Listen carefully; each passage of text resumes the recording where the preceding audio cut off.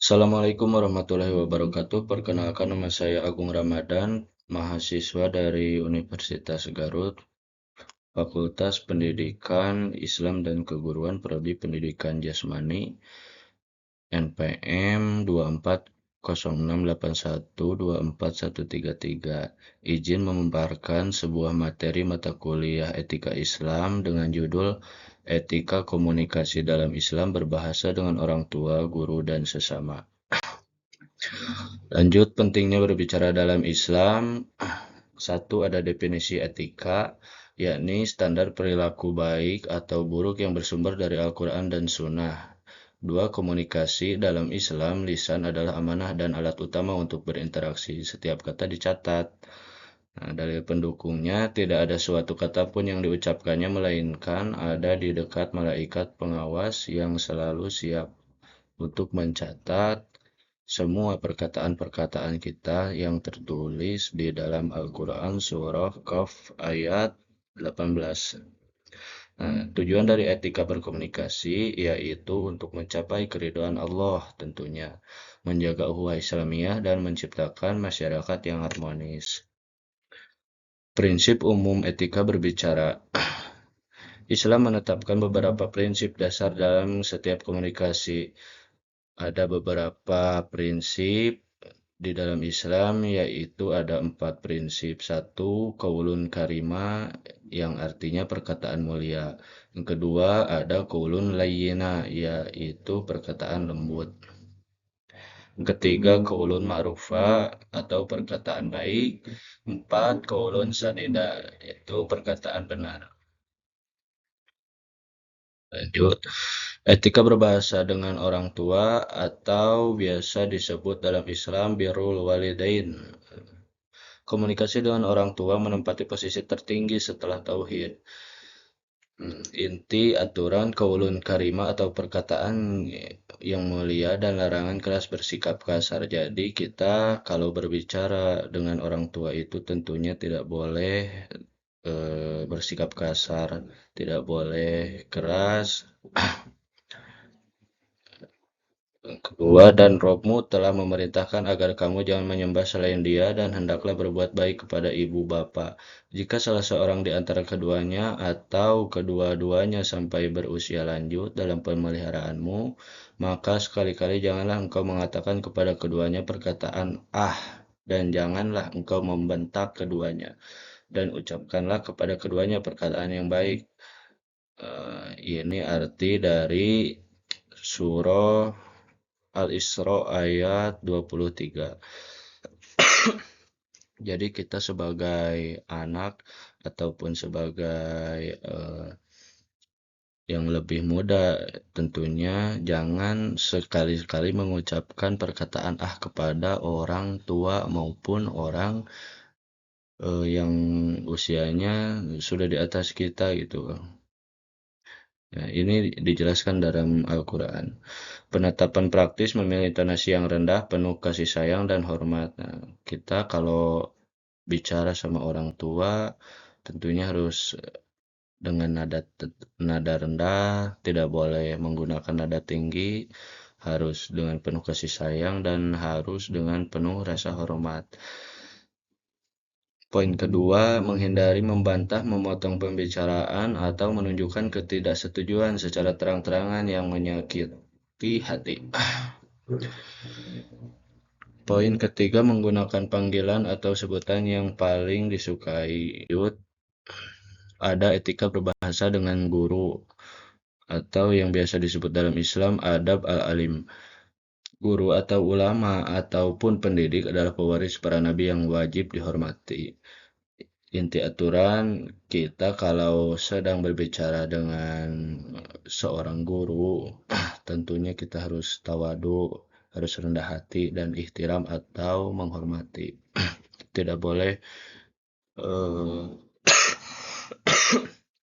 maaf, tidak boleh kalaupun pengetahuan kita ada sedikit menonjol dibandingkan guru kita, ya tentu kita harus tawadu di hadapan guru kita untuk menjaga kehormatan guru kita.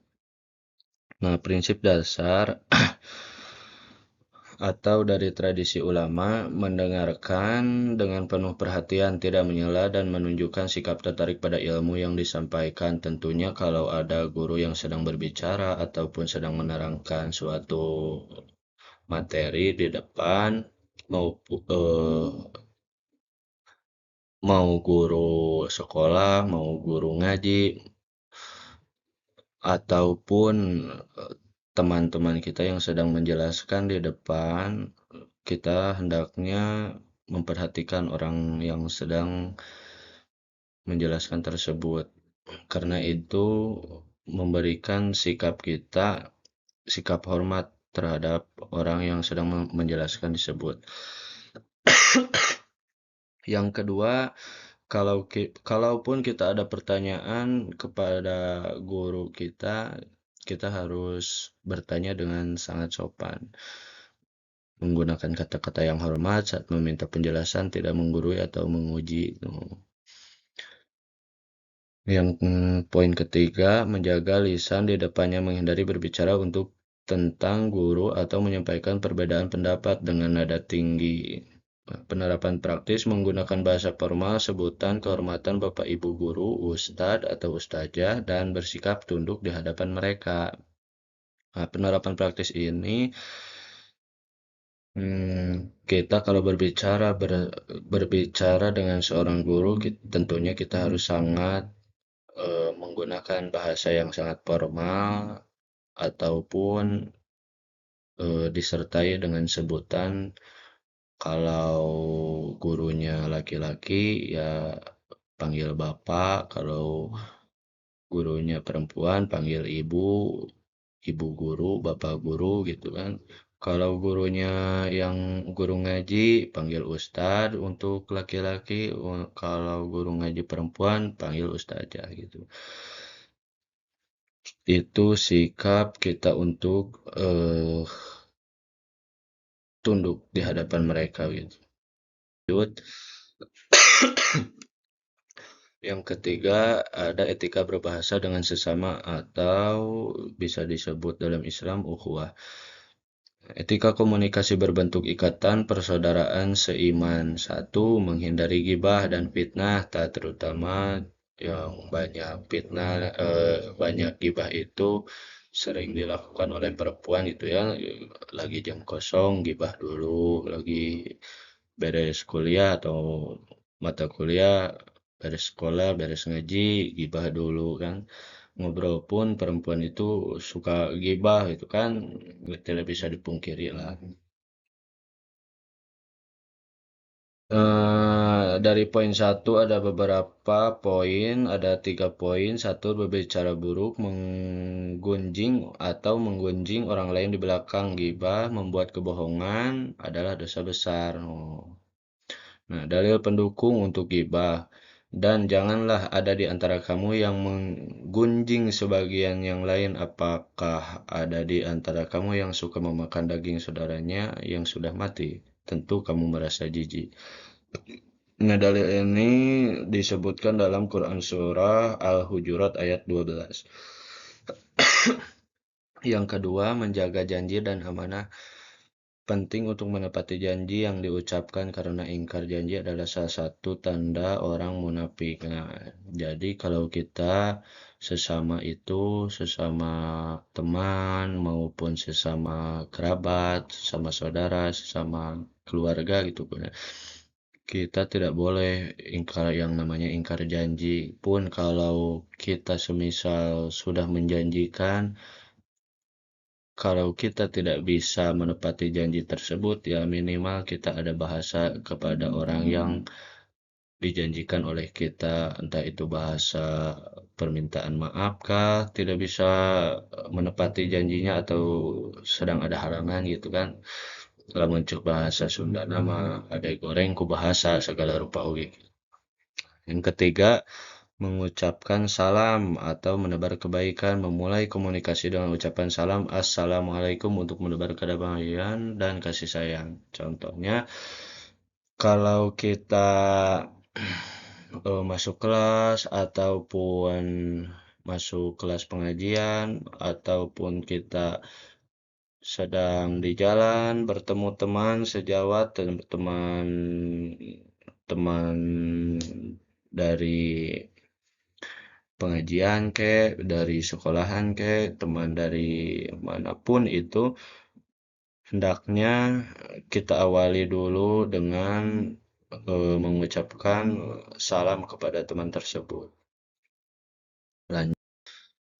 Ada penutup dan refleksi. Satu, ringkasan. Etika berkomunikasi dalam Islam bertujuan untuk menjaga kehormatan lisan, memperkuat lisan persaudaraan, dan meraih pahala melalui setiap perkataan. Yang kedua, ada pesan kunci. Setiap muslim diperintahkan untuk selalu mengucapkan qaulun sadida atau perkataan yang benar agar Allah memperbaiki amal perbuatan kita. Nah, jadi jadi kalau kita eh, menggunakan perkataan yang benar, Allah akan memperbaiki perbuatan kita. Yang ketiga, ada refleksi diri, seberapa sering kita telah mengamalkan etika berbahasa ini dalam kehidupan sehari-hari, gitu kan. Lanjut. Oh, sudah habis. Sekian dan terima kasih. Mohon maaf jika pemaparan materi ini saya kurang jelas pemahamannya ataupun banyak kekeliruan dalam berbahasa, dan mohon maaf juga saya sering batuk di pemaparan materi presentasi kali ini karena sedang sakit. Mohon pengertiannya. Wassalamualaikum warahmatullahi wabarakatuh. Terima kasih kepada eh, dosen sekaligus kepada teman-teman yang sudah melihat video ini. Selamat malam.